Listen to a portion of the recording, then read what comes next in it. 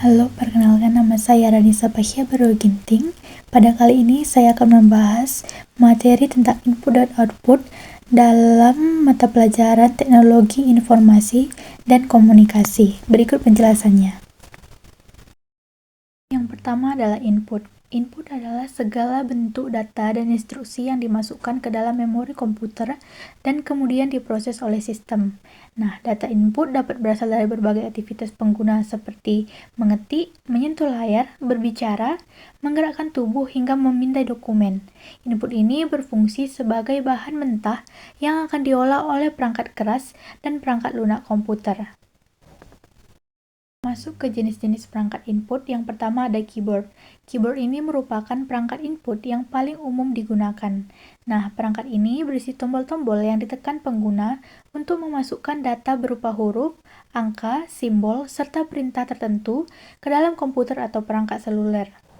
Terdapat beberapa jenis keyboard antara lain. Yang pertama ada standard keyboard. Ini yang paling umum digunakan pada komputer desktop. Yang kedua ada compact keyboard. Ini ukurannya lebih kecil dan praktis. Yang ketiga, ada on-screen keyboard yang muncul di layar dan sering digunakan pada perangkat layar sentuh. Yang keempat, ada ergonomic keyboard yang dirancang untuk kenyamanan tangan pengguna.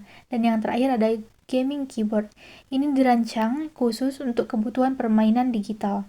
Nah, perbedaan jenis keyboard ini menunjukkan bahwa perangkat input dapat disesuaikan dengan kebutuhan kenyamanan pengguna. Kedua ada pointing device. Pointing device adalah perangkat input yang digunakan untuk mengontrol penunjuk atau kursor di layar. Kursor merupakan simbol kecil yang menunjukkan posisi pengguna saat memilih menu, icon, atau objek tertentu. Lokasi dan bentuk kursor berubah sesuai dengan pergerakan perangkat penunjuk.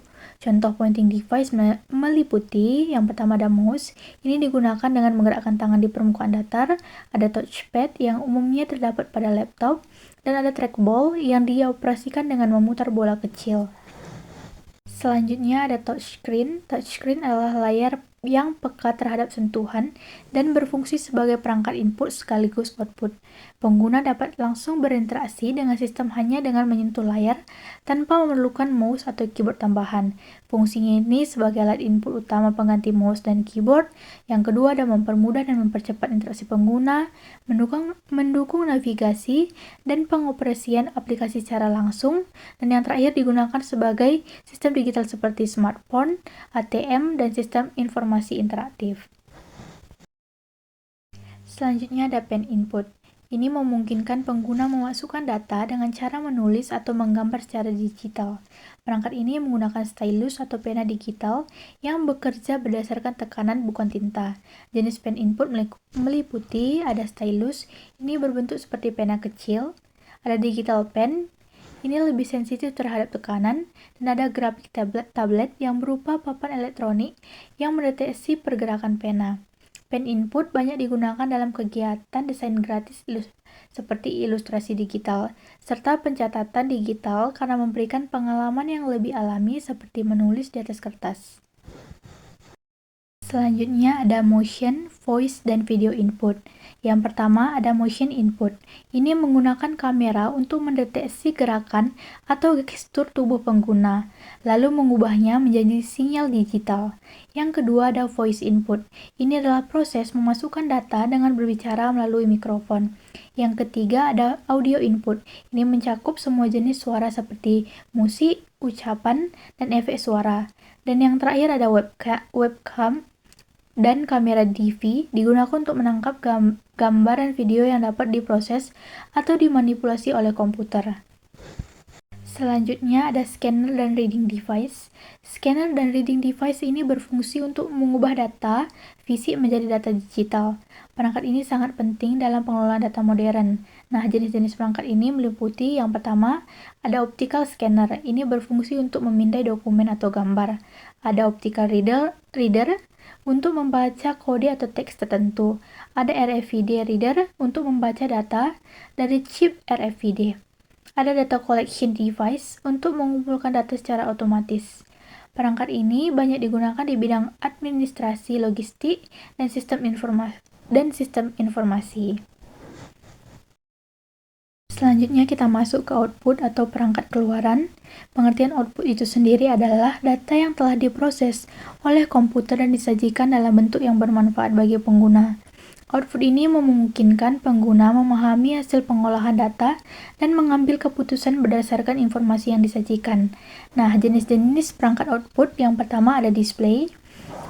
Display adalah perangkat output yang menyampaikan informasi secara visual dalam bentuk teks, grafik, dan video. Output ini adalah disebut soft copy karena tidak berbentuk fisik. Contohnya seperti monitor, laptop, proyektor, smartphone, dan televisi. Fungsi utama dari display adalah menampilkan hasil pemrosesan data, membantu interaksi pengguna, dan menyajikan informasi secara visual. Selanjutnya ada printer. Printer adalah perangkat output yang menghasilkan teks dan gambar pada media fisik seperti kertas. Output ini disebut sebagai hard copy. Fungsi printer ini sebagai mencetak dokumen dan laporan, mencetak gambar atau tugas, menyimpan informasi dalam bentuk fisik. Printer sangat penting dalam kegiatan akademik, administrasi, dan perkantoran. Nah, selanjutnya ada assistive technology, input dan output. Assistive teknologi input dan output yang dirancang untuk membantu pengguna dengan kebutuhan khusus. Contohnya, keyboard dan mouse khusus, speech to text, eye tracking device, screen reader, braille display, dan audio output. Nah, teknologi ini berperan penting dalam menciptakan sistem komputer yang inklusif dan mudah diakses oleh semua pengguna. Sekian materi saya mengenai penjelasan output dan input. Jika ada salah kata, saya mohon maaf dan terima kasih.